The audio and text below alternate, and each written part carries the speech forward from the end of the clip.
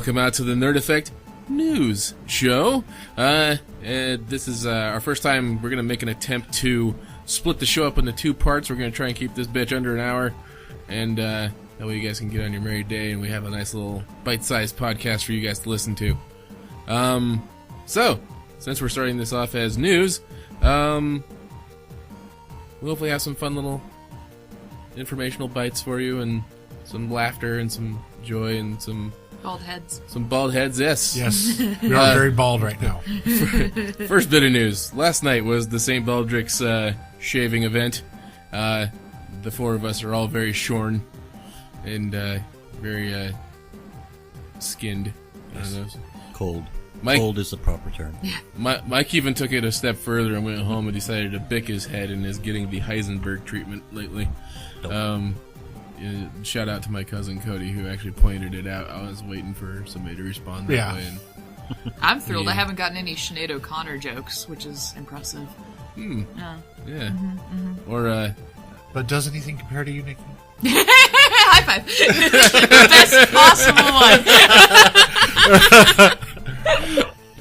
Oh, that was amazing. And we're done. I don't think we're going to do any better than that all night. So, yeah, that was our first new show. See you guys next week. Bite-sized, you said. Bite-sized. Yes, bite-sized. That was not like it's like a food dropper size. It was a nibble. Yeah, just a little nibble. I was gonna whip out the Karen Gillan, but I'd be happy with that one. I think I look like Megamind, but paint me blue. We're good. All right. Well, we're gonna get right off the top of this list, and we're gonna go right into my first bit of news. So, a guy in Texas decided to defend his significant other with a replica of the Master Sword. All hail this man. That's amazing. So the story goes that the guy was in bed with his girlfriend, who has an estranged ex-husband, apparently, who decided to go on a fucking weird-ass rampage. I'm sure he was probably drunk and was feeling, usually how these as things you go. do with a relationship sometimes. On the extreme end. Can't say I've ever been down that road myself. But he barged into their house and started marching down the hallway towards their bedroom. Guy reaches into his closet where he has a collection of replica swords, and the first sword he happens to grab is the Legend of Zelda Master Sword. And so I guess as he heard the guy walking down the hallway towards the door, he stood at the door with the sword, and the guy just walked into it. Swords and flower pots. As the video starts to automatically play on its own.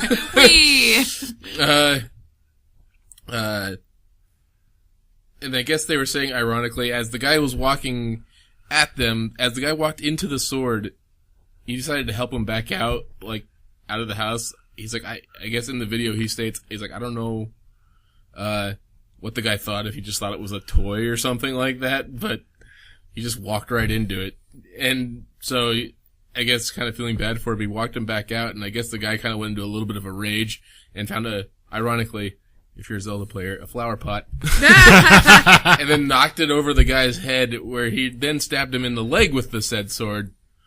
So, the guy who was defending his girlfriend walked away with a couple of stitches in his forehead, but the other guy, I guess, is actually in critical care.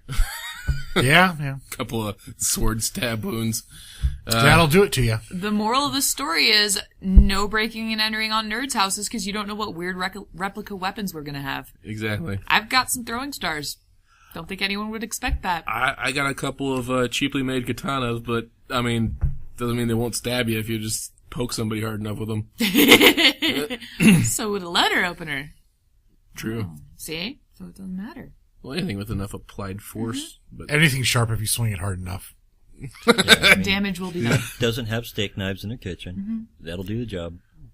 I don't know what happened to my face. I actually own a real sword. Amazing. And I have a couple of sword-like objects that were given to me by people, and I've got throwing stars. And a BB gun. I would like to see somebody fend off their house with throwing stars. That would be kind of epic, actually. I've never actually thrown them because I've never lived someplace where I had an area that I could. That's what living room walls are for. I have 3 cats. I'm not going to play with throwing stars inside. They like to chase things when you throw them. So would my dog. He would be dumb enough to try and catch it. Especially if it's drywall, too. You don't want to be throwing your... Well, I guess I'd that's an easy patch, though. I would like my deposit back, and my living room's a shade of red I don't think I could quite match. So, yeah, there's that. Yeah. But if somebody breaks in, throwing stars. Yay, target practice. I'm horrible at throwing things. Don't tell them. Don't tell the burglars. Just shake it at them violently. I've got this. I actually never played darts with you, so... Actually, I'm pretty good at darts. Then you're probably pretty good with throwing stars, I because they're found myself self-regulating. Yeah, that's true. They spin. Yeah. That's a misconception, actually. My experience with throwing stars is they don't actually spin. Oh. You throw them and the point actually goes straight. Interesting. It depends on how you throw it. I've gotten them to spin, so... I say they spin when I throw. Maybe you're just, Maybe you're doing it wrong. From people in martial arts I've talked with before and have corrected me on it, so that's Okay. why. I'm no expert. I'm just saying what we're going to have to do to solve this? Throwing star competition. Yes. Yeah, I think we're going to have to pull up my throwing stars and somebody with a backyard. Alrighty. All right. Or we can just go out to South Boise and... Yeah. And you find yourself a block of styrofoam then. Walmart, $5. They've got out of the Army Navy surplus store, they've got shooting targets that, like the big paper targets that look like zombies. Just saying. Walmart has those too. Yeah. So we're going to use I'd rather support the Army throwing Navy store. stars against paper target zombies. Yeah. Propped up against styrofoam, because then it gets that nice satisfaction. I don't see throwing star stopping a zombie anytime soon, though. No. I don't see throwing stars stopping a human anytime soon. I mean, if you hit him right square in the jugular or the eyeball, maybe. Well, I mean, okay, stopping a human, I guess, like, the pain of being pricked with small throwing They're objects. pretty sharp. I'm not allowed to play with them unsupervised. I can't even play with a cheese grater unsupervised. Well, yes, there's that. Yeah, Nikki with the Angry Birds green pig. Pigs and Space Band-Aid. It makes you get better faster. Oh, okay. It's from space. It's high tech. Mm-hmm. Ooh. See, they've got little bubbles around their heads so they can breathe. Gauze made by Not NASA. that they have lungs. Because they're just heads. Yeah, I don't know about that one. Their Heads, size heads is in a flawed. fishbowl. They don't even have hands. How do they make technology? I don't know. I still don't know how they captured the eggs. Advanced space pigs. Nikki's tinfoil hat quarter. Thank you, folks. Phantom limbs. Yay. Yay. I just realized we didn't introduce ourselves at the top of the show. Oh, right. There's an introduction thing. Yeah. By the way, I'm one of your hosts, Dustin Vancouver, and I am joined here by my 3 lovely bald-headed friends. Michael Morgan. Mason, Ireland. Nikki Q-Ball Prindle. Yay! Now that that's over and completely botched, Mason, Yo. tell us about Linux. Well, Linux, if you for some reason don't know and are somehow watching a nerd podcast. Or listening, sorry. Watching with your ears. Linux is a alternative to other operating systems such as Windows or the Mac OS. And for the most part, it's better because to start with, it is free.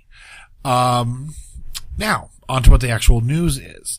The Linux Foundation, which gives, one of the things they do on their website is they have training courses for Linux. They are now, partnering with edX, which is a website, nonprofit learning website that is governed by Harvard and MIT to make their introduction to Linux course free and open to everyone. This course, from their site used to cost $2,400 to take. Wow. It is, going to start they're going to start doing it this summer. At some time. They have not announced exactly when yet. And the Linux Foundation may, if this goes over, smoothly and well, they may consider adding more of their courses to edX in the future. So if you have been interested in Linux, but are not so sure about, using it because you don't know anyone else who does or something like that, this would be a good way to start. And they say the course should take between 40 and 60 hours to complete. And you can, from the website, pay, from the edX website to get a certificate of completion. Or you can basically audit the course, which would be like auditing a university lecture where you are, not required to actually do anything if you don't want to. You're just basically there to, read and listen. So yeah, I think it's a pretty cool idea that, Linux is getting more, exposure this way, and also, that, nonprofits like edX exist and are willing to, step up and, help people learn these things, because I think Linux for the most part is a better operating system than either Windows or Mac OS. It's just, it has the least exposure out of it being the third of the big three. And it has the least exposure by a long shot. And the fact that you can get programs that do basically everything that the other two can do, but for free. Like LibreOffice. Like LibreOffice to replace Office with, or OpenOffice to replace Office with. That's what I had on my Mac. And, Thunderbird for email, and Firefox, and Chrome for web, and all that other stuff that we all do with computers. There's also nowadays. plenty of GIMP for picture editing. Love me some GIMP. Yep. And and these are all free alternatives to having to pay for having Windows. I think I've said it on the podcast before, and if not, I've definitely said it to at least my friends before. If I didn't play video games, I wouldn't have Windows. I would just have Linux. I would just have a Linux machine, because the only place Linux is lacking is video games. And with the Steam boxes coming out, that may be changing very quickly.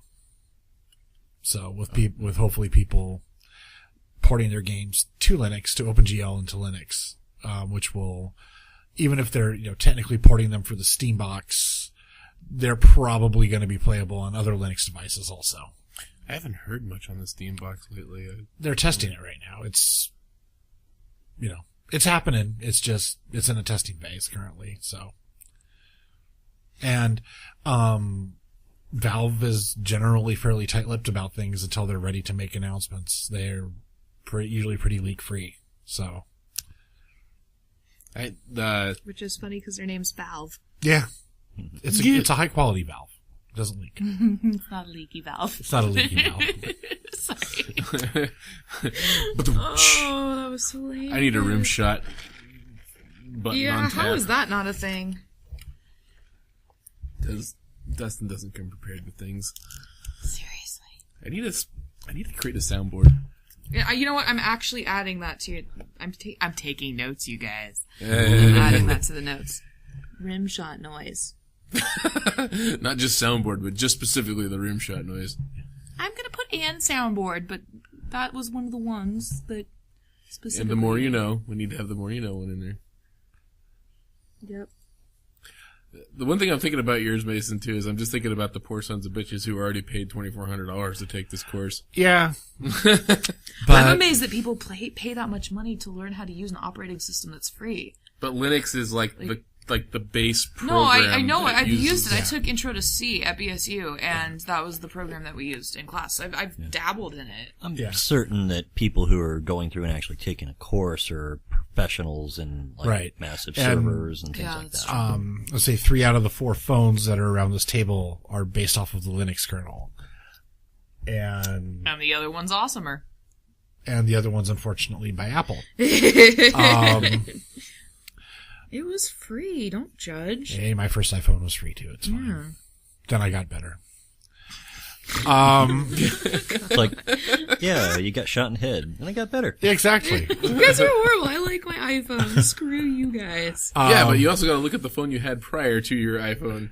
What, my burn-spotted hand-me-down droid from my mom? Exactly. Yeah.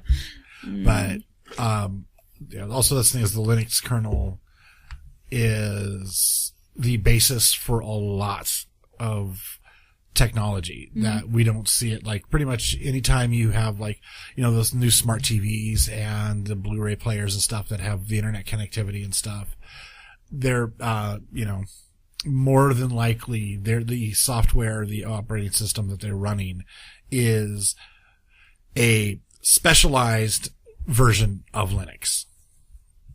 Or a modded, skin of Android, which is Linux. Is basically Android is the simplest, dumbest form of Linux there is, because it's a You Linux just called Android dumb. compared to other forms of Linux. It's an app program. It's because what Android is basically a Linux kernel with a Java stack on top of it, and that's it.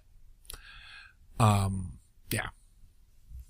But if you learn it, that's right. the key. My brain heard Java stack and just pictured a pile of coffee mugs, and it was a happy, happy thing. Java stacks. Homer drool. I really would like to learn how to program one day. I know very basic HTML, and that's all I ever really got Yeah, into. that's about as far as I The got. intro to C class was so boring, I just couldn't handle it. I wanted to learn C++, but that was the prerequisite, so I was just like, it was really dull. Well, I think we did the QBasic in elementary school, which is like another type of C++, but it's just like a robotics. I dabble in type thing. basic now. Like that's what we used to do.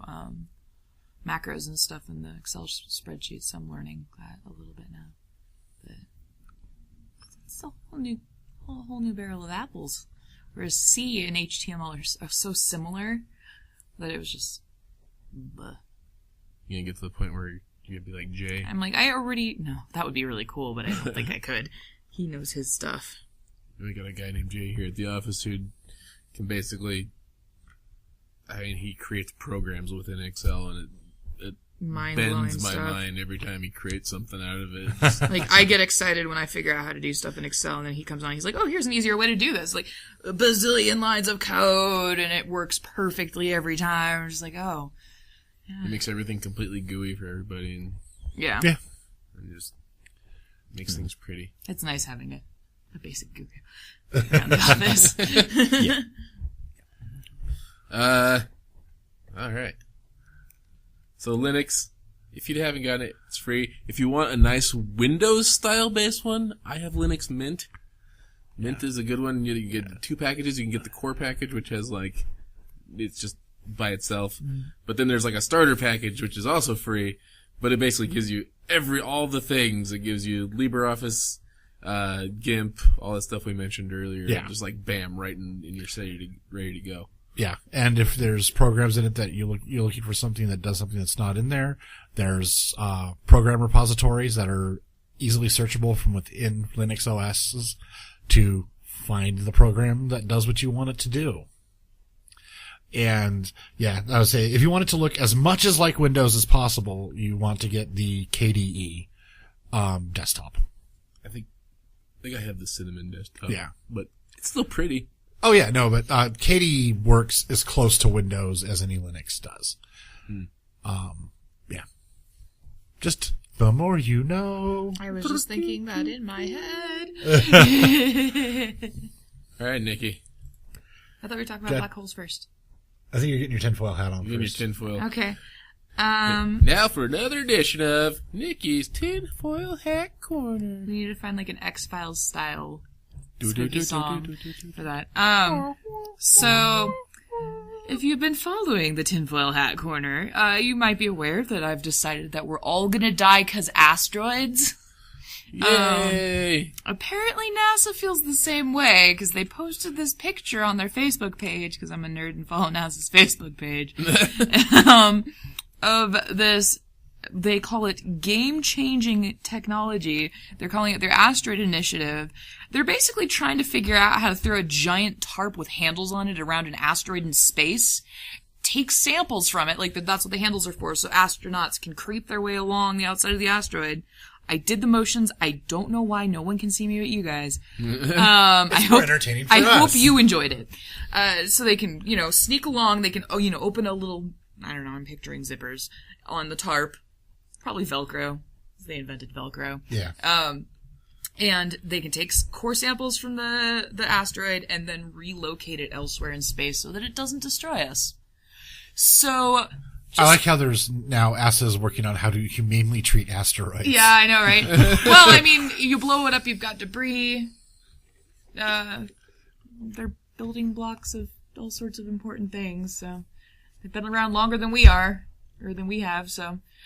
So just to recap, Lots we've of nickel invented floating around out there. super fancy space. That's probably what they're really doing, is trying to figure out how to mine them. Super fancy spacesuits, cannons that can blast holes in asteroids, and now giant tarps that are going to catch the asteroids. All of this in line with the drastically increased meteor activity over the last 2 years. You guys, I'm telling you, go dig a bunker. Put on your tinfoil hat. We're all going to die. Okay.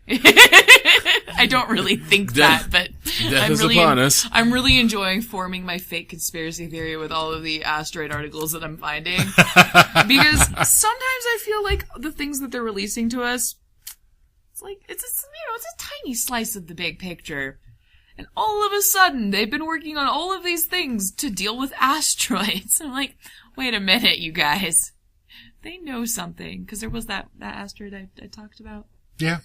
A while ago that they discovered that's kind of headed towards us. Well, there was another one recently too, Yeah. like about a week ago to this, where they had their eyeballs on an asteroid that was supposed to come in within 20 kilometers or something like that of Earth, or some ridiculously close distance, and it just disappeared.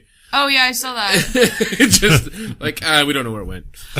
Yeah, the other one, it's supposed to hit us in, 2032 or something like that. So, got a little while. Plenty of time to build a bunker. Yeah. Mm-hmm. Or a space cannon to shoot it and blow it up. Yeah, which I think is why they're working on their space cannons. Photon cannon! And I think that these super fancy spacesuits and the frickin' asteroid tarp are ways of them trying to figure out backup plans, because we don't want all of our eggs in one cannon. Right. Well, the super fancy spacesuits are probably just because they want to do something to make spacesuits more maneuverable than the big chunky things we currently have. They specifically said it was for asteroid missions in the article. So we're gonna blow up asteroids. If that doesn't work, we're gonna relocate them. And after we relocate them, we're gonna mine the fuck out of them. That's what's gonna happen. Oh, asteroids! Or we're all gonna die. You know. Asteroids aren't doing anybody any good, so. I'd say rocket boosters. Rocket booster you can place on the asteroid and then but have the it maneuver asteroid's it out of spinning in space, and if you put the booster in already, if it's spinning already, that spinning doesn't help. thing. Time the thrust to stop the rotational spin. Yeah. Or you could just catch it in a giant net. Yeah, or you could catch put it in it a giant someplace net. else and let it be somebody else's problem. Just like Take we deal this, with our Pluto! trash, you guys. That's how we deal with our garbage. You're not a planet anymore. Poof. It's okay, Pluto. I'm not a planet either. Oh. I heard there's a moon in... That's another article. Too busy being a dog at Disney World. He doesn't have time to be a planet. That was really lame. done. I'm done. I'm totally... See See you guys later. I'm out of here. It was delightfully lame. If that... I made a fucking Disney joke. Don't go easy on me. That's punishable by mocking. Disney's kind of nerdy. In a No. older ladies at Walmart wearing Tweety Bird shirts kind of way. But Tweety's Warner Brothers. Yeah, I'm saying it's lame in that same kind of way. Oh, okay. Yeah. Yes. What? I don't know. I'm Somebody I've else lost say words. So, I think Mike has some news for us. Mike, I hope so. tell us about the giant anus in space. Lol. Okay. So, for those of you who may not know, every galaxy has... You're right, I don't know. Tell us. Yeah. Okay. He was trying to before you interrupted him, jerk. So every galaxy, including the Milky Way, has what's referred to as a supermassive black hole in its center. That's what she said. Sorry. I'm so sorry. I broke a mic. Okay. It's So, dirty. These supermassive black holes, basically like 1 billion times more massive than the sun. Right. There's it's considered probably the largest source of energy in the galaxy. There's a lot of like X-ray emissions and things like that come off of them as well. Well, one ongoing theory, well, a couple of theories actually, is that trying to decide whether or not the black holes have, because they've been gaining and growing mass over time, but have they been gaining mass by constantly absorbing material from the galaxy around it, or is it, how did they put it in the article again? Sorry, let me backtrack a little bit. So if their growth is chaotic, or whether it's a steady growth or a structured growth, is kind of one of the main debates.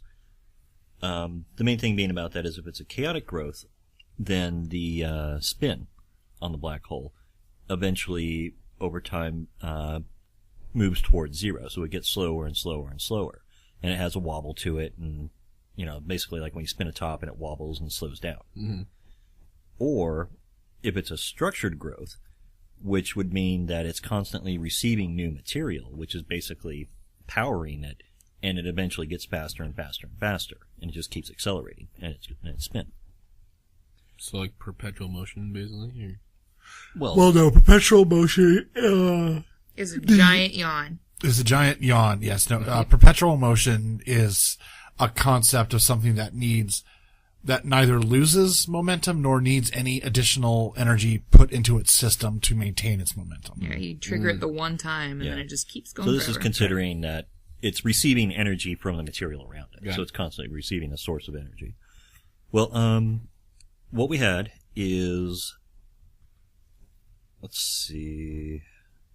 Well, they had a galaxy that happened to be in just the right position so that the gravity from a closer galaxy was creating a gravity lens that actually focused the X-ray emissions from the farther galaxy, and they could see those X-ray emissions through the gravity lens.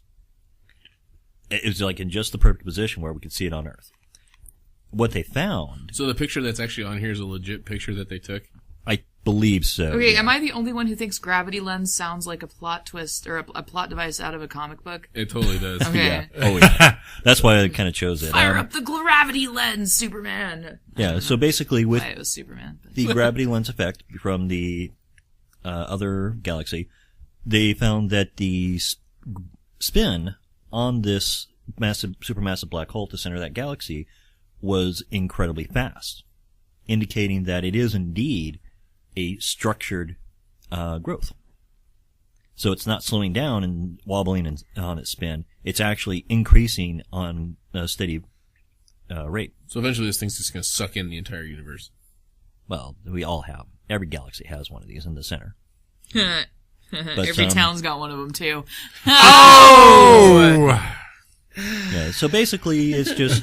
That's horrible. The gist of it is they had just the right elements and just the right position, but they were able to determine that, yes, it is a structured growth. So it's just unlocking some of the mysteries to the universe. It's kind of a crazy sight. And science is the key. Oh. Yeah, no, it's like one of those things where it's something you think you'd hear about from a sci-fi movie or book or something like that. It B-movie but plot this device, is, yeah. But this is reality. This is actual science that they've actually done. For science. Science! We love science. Yes. I do love science. They had Neil deGrasse Tyson again on Nerdist for the third time. And I told Angela that if she watches Cosmos without me, we're fighting. We have to watch it on Hulu later. I'm like, if I have to miss it, you cannot watch it without me because I'm so excited for it. Did you find out that it's actually going to be on Hulu? No, I have not. I'm not going to really know until we check it tomorrow. But most, like, 99% of Fox shows are on Hulu, so, but it's Fox and Nat Geo, so I don't know how that's going to work out. Yeah. Fingers crossed. I could listen to Neil deGrasse Tyson talk all day long. That man just tell me more. I'll just absorb. And he's funny to boot, so. Yeah. And he knows science. All right, Nikki. Yee. We're on to your final Touchy-feely legit story. news. See, I considered that last one to be more legit news and this to be more of an interesting story. But, so I saw this on ABC World News Tonight or something like that. And I thought it was super special and I'd share it. So there's this organization, they're called Music and Memory, where basically they're taking donations of people's old iPods and they're using them to rehabilitate Alzheimer's patients by putting playlists with music from their childhood on it. And they showed video of it, and there was one guy in particular that just hit me right in the dawes. An older dude, and he wasn't really functioning very well. I think they said he had cerebral palsy. And he was in a wheelchair, one of those big, really tall, fancy ones. And he wasn't really responding to his wife or his daughter, and then they put the headphones on him, and they were playing music that he listened to when he was a kid, and all of a sudden he started functioning more and interacting with them more and being more vocal. Not words or anything like that, but just grunts and things, it's a huge deal. I mean, they're basically finding out that music triggers memories and it activates, they showed a visual, it activates so many different areas of your brain when you listen to music that it's helping, it's not a cure by any means, but it's helping patients with Alzheimer's function better, which is super exciting. And music fixes things, you guys. Yes. John Lennon would be so stoked about this. Yeah. Yeah. He would. He would. It made me really, really happy. So, I gotta pose a question. Okay. Okay, so sometime in the future, you Whenever have Alzheimer's. you say that, it makes me so nervous. Go ahead, yeah. What's your playlist? Oh, man. That's What's a your really good Alzheimer's question. playlist? That would be a bunch of Irish folk music, because that's what I listen to all day. Mine would be a bunch of metal. Yeah. Let's see. Do you guys need to ask? No. Never mind. I'd just say we would have some ridiculous playlists. Yeah. I'd just imagine the thing is, like, 50, 60 years What from would now. Mike's be? Mine? Oh, man. I'd have, like, Duran Duran and George Michaels. Yeah. Oh, Lord. That's I awesome. want your sex. See, you just... Wake me up.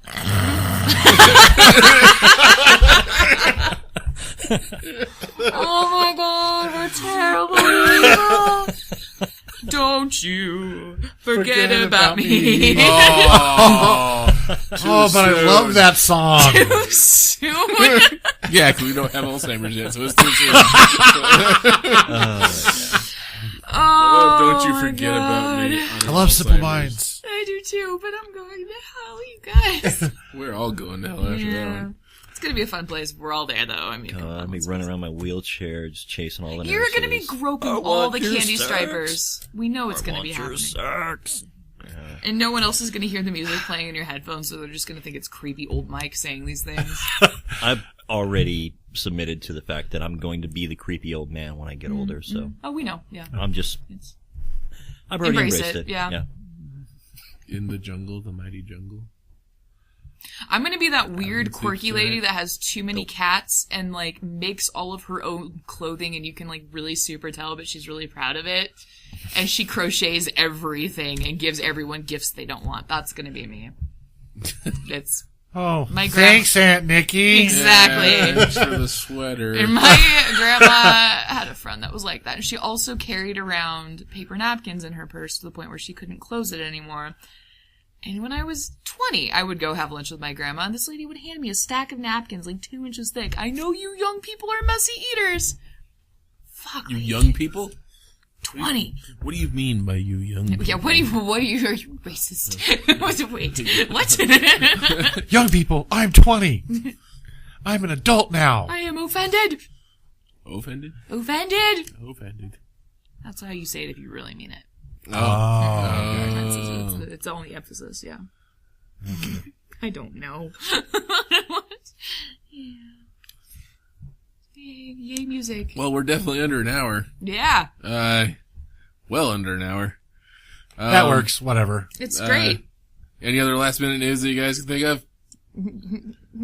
Anything maybe you read on? We could probably link that one, Bitcoin Jesus. Tell us, Mike, what about Bitcoin Jesus? I didn't even really finish reading it myself. Basically, one of the guys that screwed up and lost everybody's money, is in hiding somewhere, basically in fear for his life. So, it's an article the guy wrote who did an interview with the guy over the phone. And that's pretty much it. I'm talking about,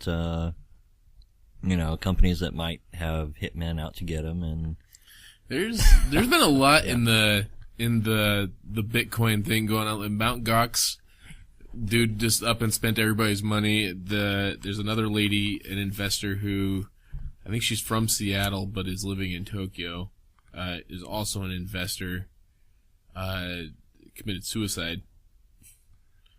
Mostly for that reason, because she thought people were going to be after her after this whole situation.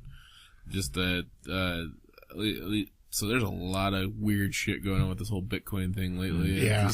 And they had there was like some Asian guy that got named as starting stuff, and then they ended up in a car chase in California, and then there's people saying, "Oh no, that's not really him," and so nobody knows what the hell's going on. I mean, this is like, made for TV movie material. Yeah. Oh, they're gonna do one later. Oh yeah. Well, they're gonna wait about 5 years after the trial. Wasn't there a CSI that did the Bitcoin thing? You mentioned that, didn't you? No, it was that one show, Almost Human. They use Bitcoins. Yeah, they still do, by the way. In the most recent episode, they're still paying with Bitcoins. It was already filmed. Yeah. So I told you, I was trying to explain to Ange all the Bitcoin drama. She's like, wait, but so it wasn't really money. It was just, it's like, no, they were trying to make better currency. For somebody who's never followed the Bitcoin thing from the start, I was struggling to. Yeah. Well, if they made a movie about the guy that started Facebook. I mean, they're gonna make a movie out of it. Actually, it wasn't a bad movie, scarily enough. I didn't watch it because I think it's ridiculous that social media has become such a thing that we're making movies about it. It hasn't even been around that long. Well, I know it's like a fake documentary. Yeah. Well, it was a dramatic movie. It was not accurate. Yeah. I'm sure it was partially accurate, but it should not be taken as, a historical document or anything. But it was a good movie, and really all media is social media. Yeah, we just started calling it that because of the whole interactivity of MySpace and Facebook and Twitter. I had the really sad realization that et cetera. 3 of my 4 nieces will never experience a world where you're not posting all the details of your life online, because that's, even if when Facebook eventually dies out, there's going to be something else. Well, yeah, there's always going to be something else now in that arena. Yeah. And it just blew my mind to think of that, because my 16-year-old niece, she's old enough that she remembers when you didn't take pictures of every meal you ate and put them on Instagram. I have yet to take a single picture of any meal I've ever eaten and put it on Instagram. If I'm really proud of a recipe I made up, I will absolutely take a picture of it. That's different. That's different than sitting at Gino's and going, check out my lasagna, bro. I did get a really which is what a lot of people do at Pizzle Chick down on State Street. I'd never eaten there before, and the salad was fucking crazy. Have you ever eaten there? No, I haven't. It is like an adventure. It's like, the salad is nuts. He's got everything in it. Each bite is different, and I've never been excited by a salad before in my life, so I did take a picture of that, but that's the only food that I didn't make that I've ever taken a picture of, so. I'm that person. Yeah. Alright, well, let's wrap up this show. On that note, thanks for joining us on our first ever trot out into the news world. Well, it's not our first news trot, but, I mean... Independent news show. News-isode. The Nerd Effect News. We have no sign-off for this show yet, so I'm just going to leave it off with the traditional Nerd Effect sign-off for now. I'm going to say, for those about to nerd, we salute you. With news.